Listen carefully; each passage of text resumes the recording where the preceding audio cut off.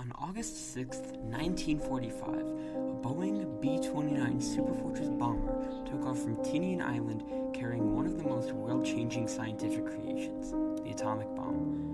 More specifically, the B-29 bomber was carrying a bomb named the Little Boy, which was the first atomic bomb that would be used against an enemy in a real war scenario. The Little Boy was created under a secret plan known as the Manhattan Project. It was a goal for America to be the first to construct the atomic bomb, directly leading to the Little Boy's detonation above Hiroshima in Japan. The race to be the first to create a bomb using nuclear energy was fueled by the fact that nuclear power was only just discovered, leaving improvements to be made in understanding and use. At the time, Lise Meitner was a Jewish physicist who worked with her colleague Otto Hahn. Meitner and Hahn worked well together when it came to experimentation.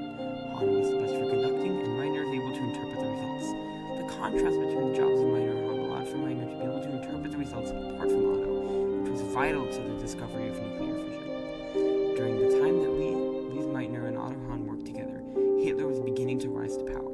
Since Meitner was Jewish, she had to flee from Berlin to Sweden, affecting her ability to experiment with Hahn. However, this did not stop Lise Meitner from developing the theory of nuclear fission in which energy is extracted from a uranium atom. The release of energy is a crucial part of the atomic bomb, effectively making Meitner's discovery the breakthrough in the creation of it. In 1939, the efforts that Lise Meitner contributed to the discovery of nuclear fission in Berlin led to a pivotal change in history with the creation known as the atomic bomb. It is very important to understand Meitner's childhood to make out how Lise Meitner defied gender barriers by becoming a physicist.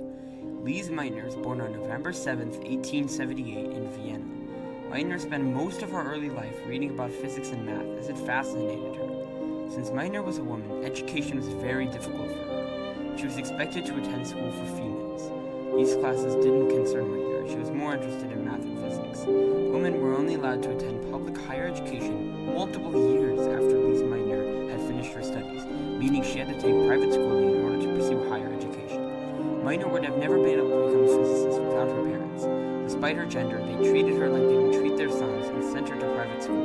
The financial support that Lise Meitner received greatly benefited her in the future, and she was able to move on into higher education.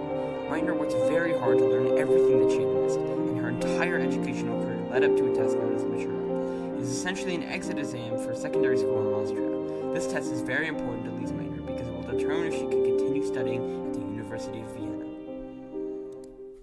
With the help of her father's financial support, Lise Meitner was able to attend the Friedrich Wilhelm University and be taught by the well-known physicist Max Planck. Unusually, Lise was invited to Max's house, which rarely occurred as he opposed the ability for women to be admitted into universities. Soon after meeting Max Planck, Lise Meitner was introduced to her future colleague Otto Hahn.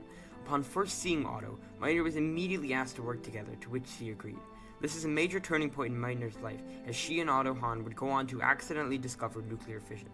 Meitner still had many problems to overcome, such as the stereotypes of females. Lise Meitner was not allowed to work in the lab, as results from women were not trusted. Unfortunately, with World War I just beginning, all of the men were drafted to join the war. In an effort to provide help to the war, Lise Meitner returned to Austria to join the army as a nurse. On the other hand, Otto Hahn helped develop chemical weapons for the war, despite the unethical nature. He served for the entire length of the war from 1914 to 1918. Once the war was over, Meitner and Otto began their work again. Meitner returned from World War I and became the head of physics section at the Friedrich Wilhelm University, where she continued studying nuclear physics.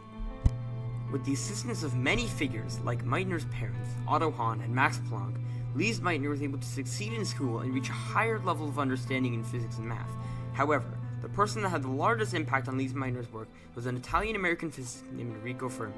Enrico Fermi was important because he inspired the experiments that Lise Meitner ran. Fermi believed that he could improve the ideas of artificial radiation, which consisted of bombarding non-radioactive atoms with particles. Following the discovery of the neutron a year prior, Fermi used the neutron and tested it on many different elements, eventually trying uranium. As a result of the experiment, Enrico Fermi believed that he had discovered elements that were heavier than uranium. While scientists do not know what happened to the uranium, they assume that small changes were made in the number of protons and neutrons. Unknowingly, this was very far from the truth. At this point, Lise Meitner had not found anything groundbreaking. Apart from a couple of discoveries such as an element of the periodic table in 1917 and 1918, Meitner seemed to be an average physicist. However, with inspiration from Enrico Fermi, Lise Meitner, along with Otto Hahn and a chemist named Fritz Strassmann, mirrored his experiments in bombarding uranium and began experimenting. Otto conducted the experiments and carefully studied the results. He provided a detailed chemical analysis, and Meitner explained what happened. This continued until June in 1938, where Lise Meitner was forced to flee from Berlin due to her Jewish descent.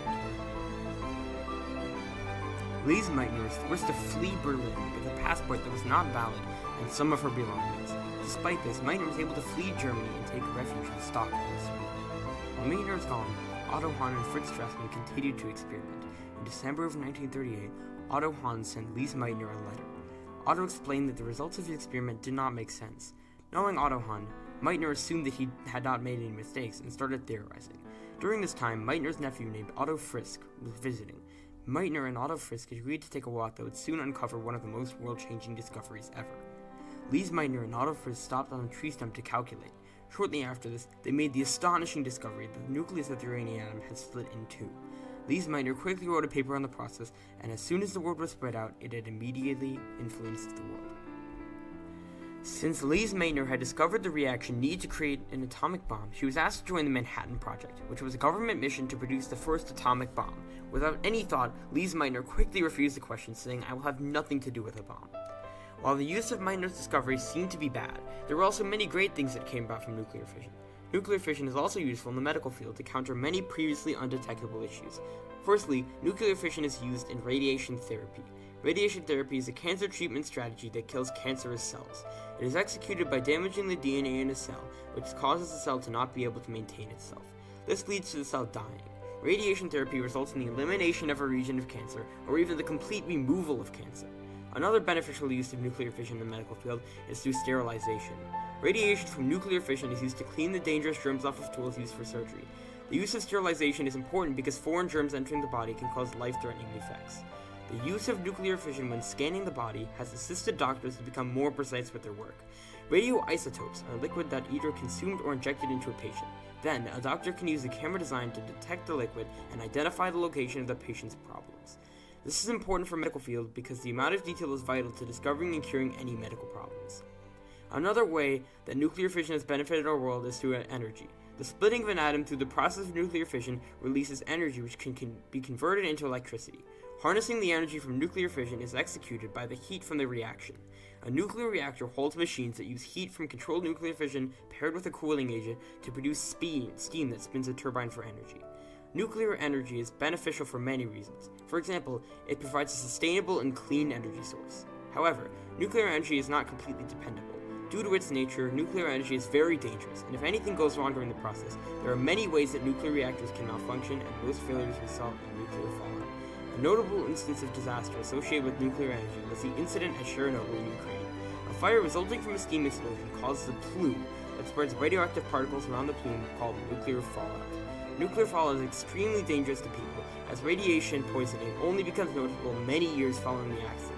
Nonetheless, nuclear energy proves to be superior to other energy sources such as fossil fuels. Lise Meitner's ideas of nuclear fission led to one of the most infamous moments in history, the atomic bomb.